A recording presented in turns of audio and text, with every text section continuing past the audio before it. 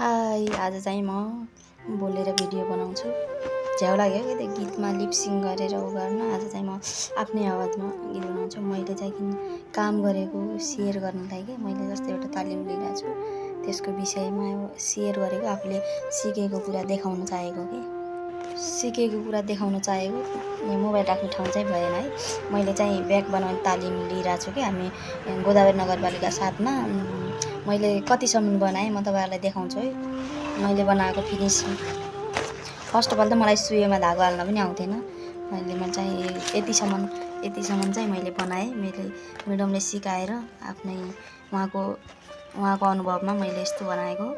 मैले आफै चाहिँ सिलेको।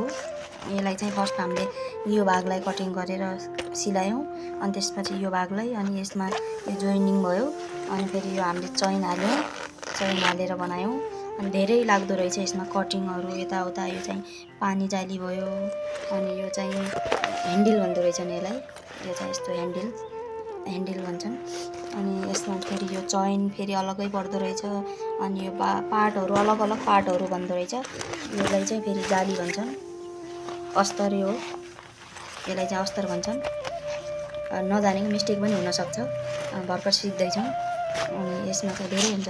अब म चाहिँ यति सिलाएर यति फिनिसिङ आइसक्यो।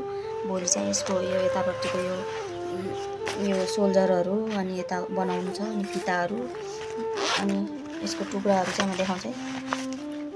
अनि यस्तो पनि आउँदो रहेछ यो कटिङ। यसलाई चाहिँ फेरि के भन्छन् ठ्याक्कै बिर्सिहालेँ। भोलि म्याडमलाई सोध्छु। आज यो कटिङ मात्र भएको हो।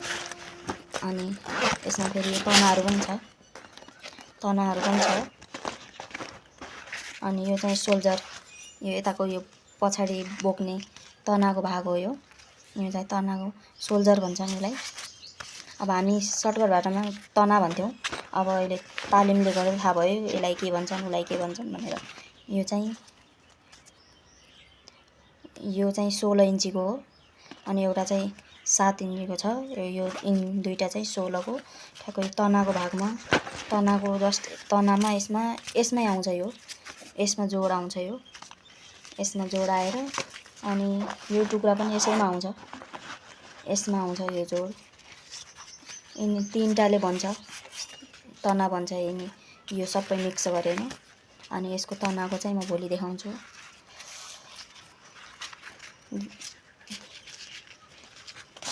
तर गाह्रो हुँदो रहेछ नआउँदाखेरि चाहिँ, तर सिक्दै गयो भने चाहिँ अनुभव भयो।